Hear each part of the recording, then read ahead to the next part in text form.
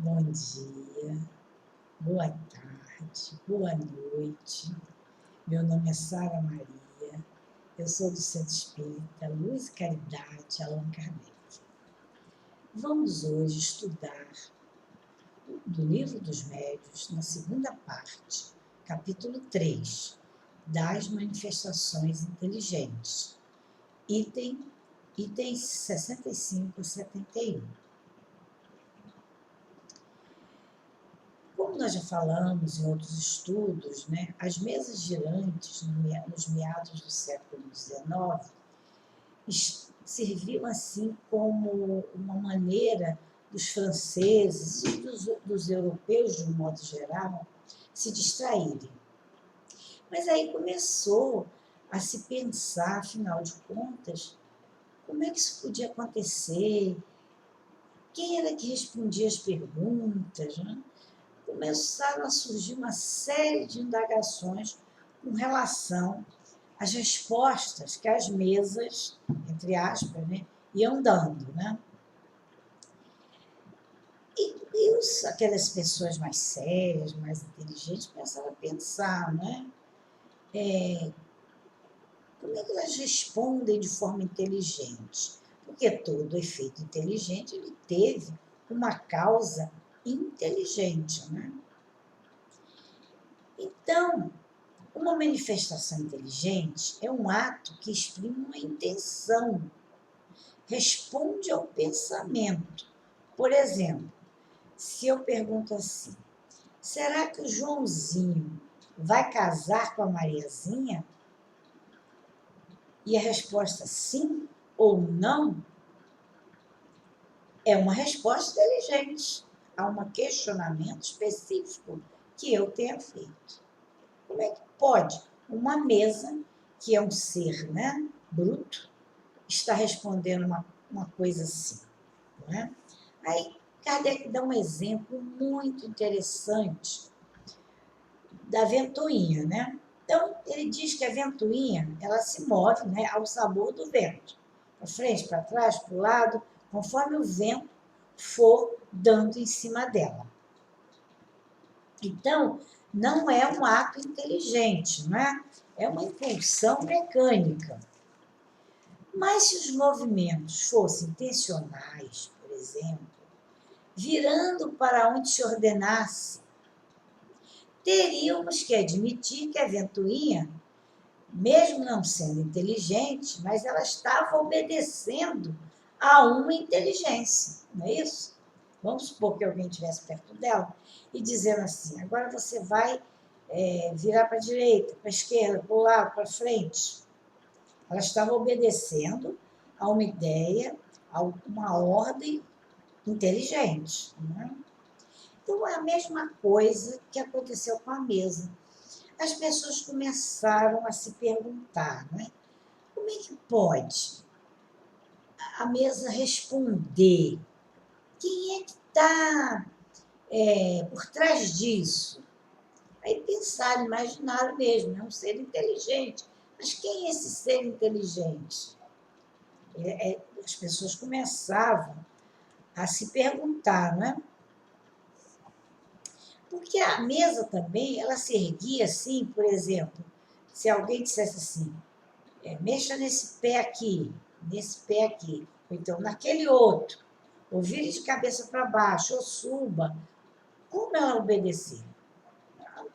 Ela mesma, que é uma coisa bem material, bruta, que é uma coisa, que é um objeto, não poderia obedecer aquilo que fosse mandado ela fazer, não é? Então, a gente vê que as mesas obedeciam uma determinação, né? Ela batia, por exemplo, batia com o pé determinado número de vezes, respondendo uma pergunta.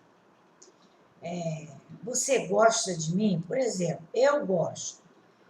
Quando respondesse eu gosto, eram, sei lá, 7 batidas. E ela fazia isso que era, né, que era mandado ela fazer. Como é que pode, né? Então, e Kardec chama atenção que essas experiências, essas coisas foram feitas com pessoas extremamente honestas, que não tinha nenhum embuste ou mágica na história, né? Então, elas imitavam também tambor, fuzil, os golpes de martelo. Se dissesse, né? Você vai agora fazer o barulho de um golpe de martelo. Ela fazia.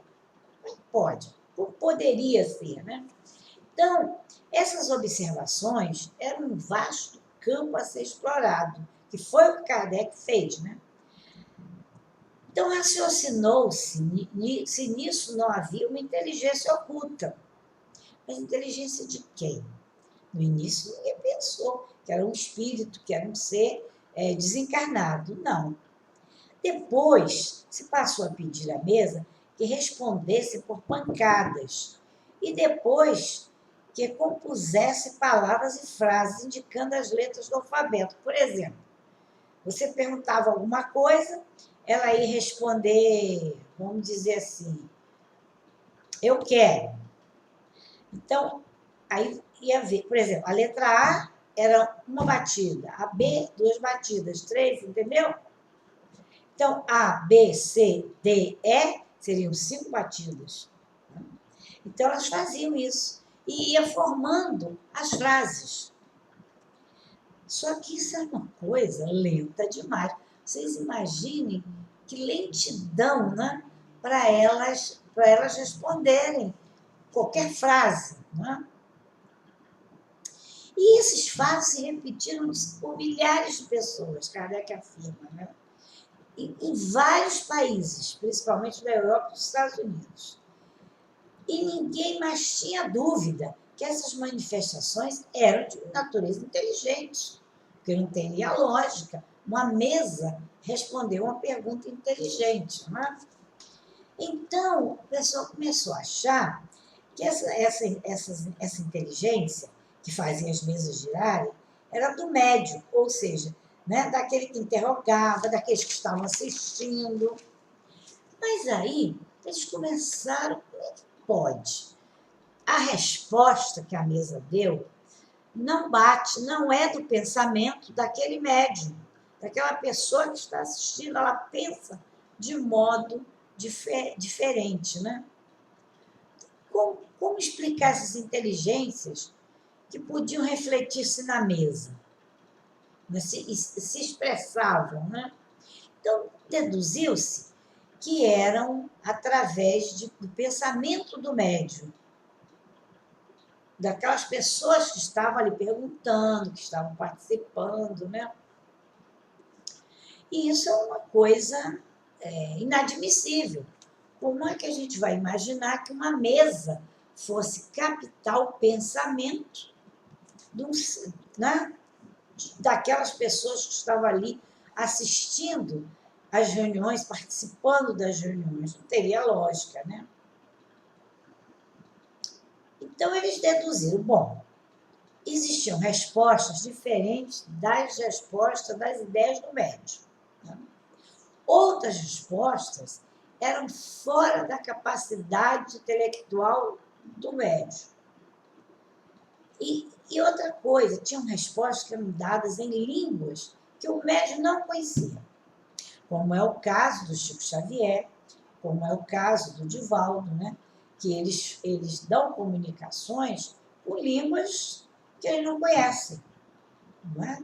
E respondem questões, falam sobre coisas que eles não têm conhecimento. Então, quem seria? Não é? Aí ele deu um exemplo, que tinha uns navios, né, da Marinha Francesa. Era comum naquele período, né, os marinheiros se divertirem fazendo perguntas para as mesas. Naturalmente, à noite, quando todo mundo já tinha feito seus afazeres ali no barco, né, no navio, começavam a perguntar, né, às mesas. Mas um dia, um deles evocou, né, chamou um companheiro que havia desencarnado há 2 anos. E o espírito veio, mas eles não estavam sabendo que viriam, né? Foi uma experiência, né? Então o espírito veio e pediu para os assistentes que alguém ali, algum companheiro dele, pagasse ao capitão uma quantia que ele ficara devendo ao capitão. Que ele pediu emprestado, mas ele não chegou a pagar. Ele faleceu antes, né? E ninguém sabia disso. E nem o capitão nem se lembrava mais disso. Ele disse que era uma quantia assim, irrisória, pequena. Não lembrou daquilo mais. Aí eles começaram a perguntar do pensamento de quem poderia ser uma lembrança dessa. Quem poderia ter essa lembrança? Só poderia ser do espírito do companheiro. E com essas observações foi que Kardec e outros também chegaram à conclusão da intervenção dos espíritos. Porque depois de um certo tempo, os próprios espíritos, eles disseram que quem se comunicava eram eles, né? Então, as comunicações, primeiro, no início, se davam pelo processo das pancadas alfabéticas, mas era muito lento, como nós já falamos aqui. A pessoa vai responder assim: eu gosto de você. Imagina. Eu, 5 letrinhas, né? Aí ia imagina, a lentidão da resposta, né? Então, os próprios espíritos sugeriram a eles outros métodos, né? Outros meios, melhor dizendo. Inicialmente, se adaptou um lápis ao pé de uma mesa leve, com uma folha de papel. Imagina, uma mesinha, né? O papel embaixo, o lápis ali e havendo tipo assim uma psicografia, né? Mas aí, gradualmente, o processo foi se simplificando. As mesinhas passaram a ser feitas, mesinhas bem pequenas, que eram próprias mesmo, para fazer essa comunicação. Botava-se mesinhas do tamanho de uma mão para escrever, para responder, né? Sempre com lápis na ponta. Depois se passou a usar uma cesta, sempre com lápis na ponta. E ela ia respondendo, o lápis ia, né, escrevendo. Por fim, caixas de papelão com pranchetas. E depois disso, né,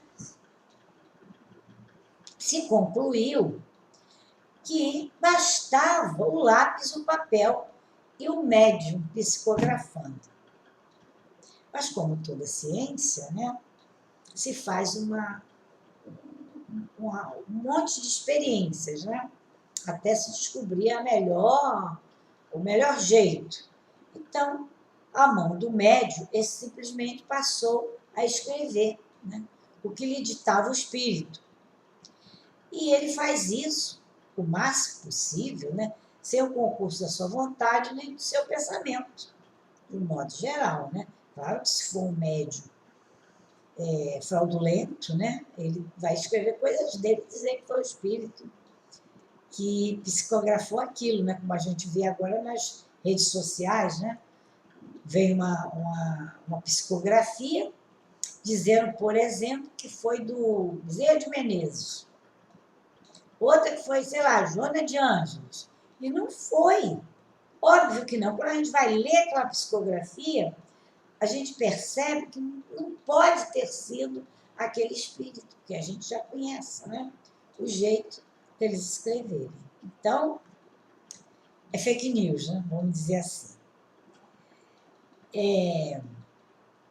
Então, depois disso, né, as comunicações dos espíritos se tornaram sem limites, né? Até tão sem limites que existe, como nós já falamos, né, as fake news, né?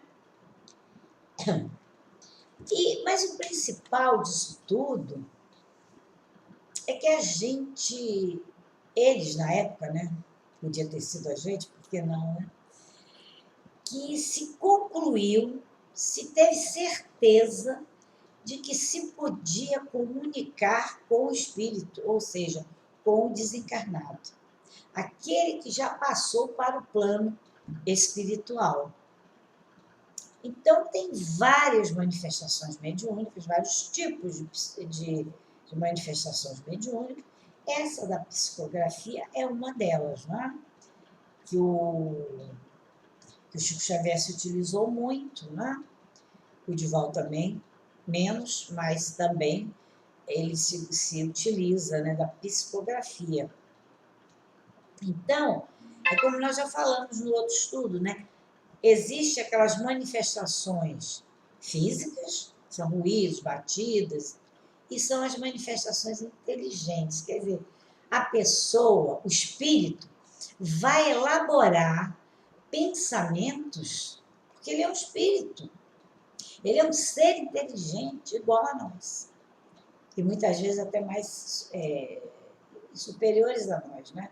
Em evolução espiritual.